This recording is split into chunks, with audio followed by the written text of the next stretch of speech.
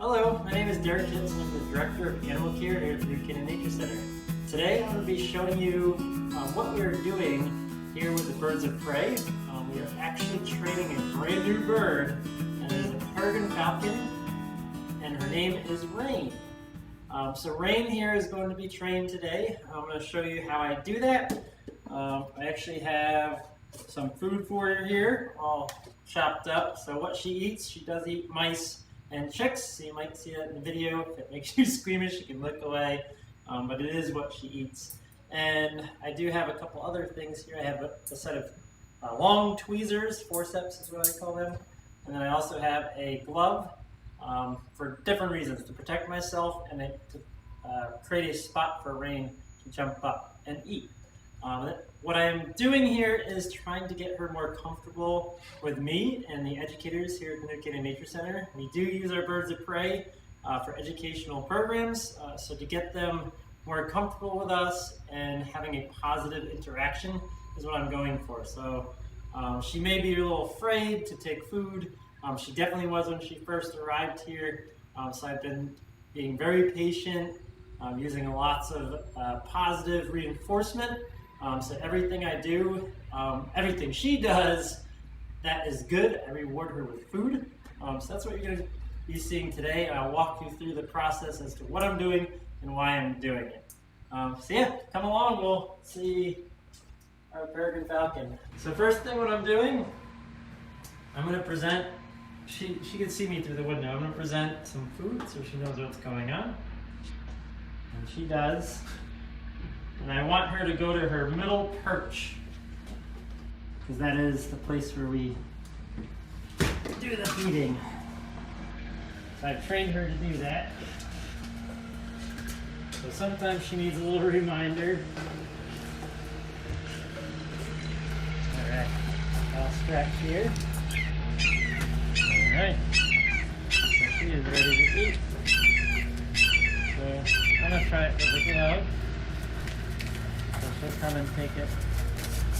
I'm just making small little movements. I'm not going fast.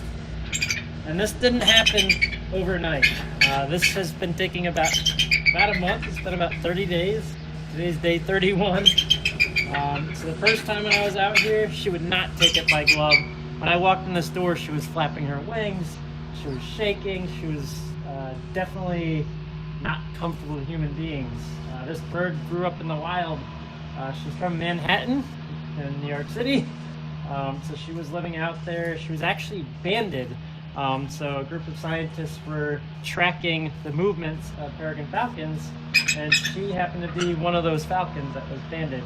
So that's how we know she's from Manhattan. So when she went to Christine's Critters, she was actually hit by a car, and she was rehabilitated by Christine's Critters out of Weston, Connecticut.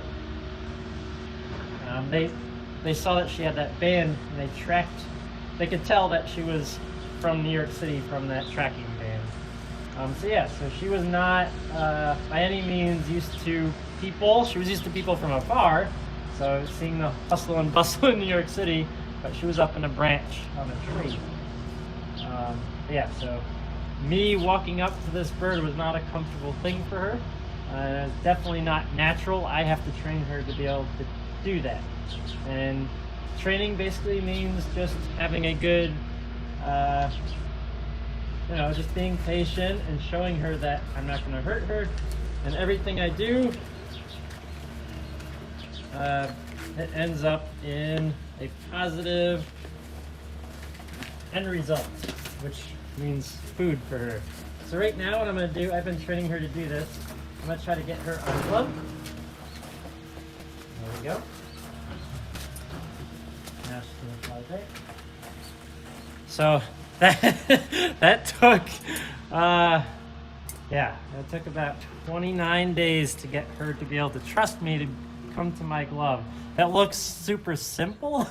Like here's a glove, come to me. But that it just didn't happen by her doing it and wanting food. I started off just putting it on that branch right here, because this is where I want her to feed and where I want her to jump off from, to make sure it's a comfortable, safe process.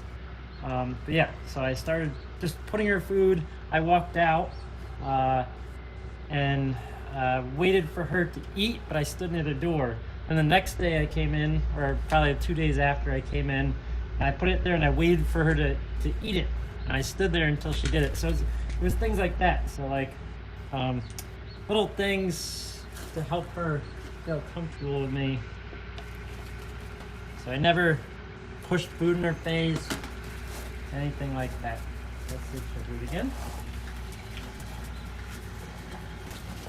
Oh. Here, back up here. Oh, hey! So she cheated. That's okay. So it's all part of the training. You know, she's gonna do some things that I want her to do. She's gonna do some things I don't want her to do. But if I can reward her for the things that she does do, more than punishment or anything like that, she's gonna learn a lot quicker. We're gonna have a more of a relationship, a positive relationship. Yeah, so you don't see me ever walking towards her. If I do, I'll do it very slowly, and then I'll reward her with a piece of food. But I always feed from this point, if I can. I've been kind of playing with her, flying from different spots, but trying to get her jumping from this to here in a very short distance is much safer for her, because she does have wing injuries, and we don't want to injure her or injure myself. She's got very sharp talons. Yeah, let's see. So you gotta work for this one, Rain. No cheating.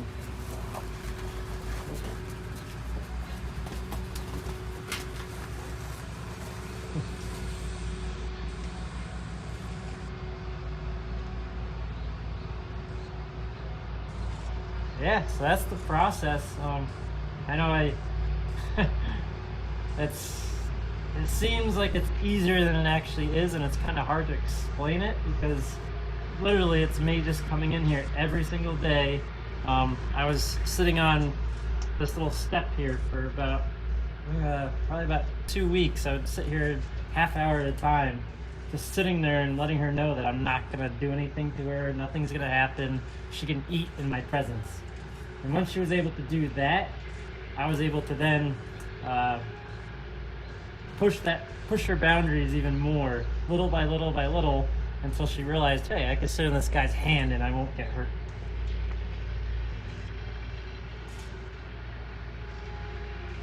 And she's actually doing an amazing job too, because we have all this construction going on in the parking lot, and she's not even bothered. She's still going going through the process, trying to get food, coming to me with no issues.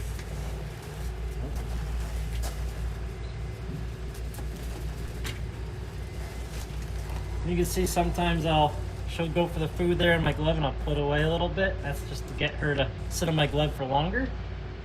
So that's what it is. Every time I just make her do a little bit more.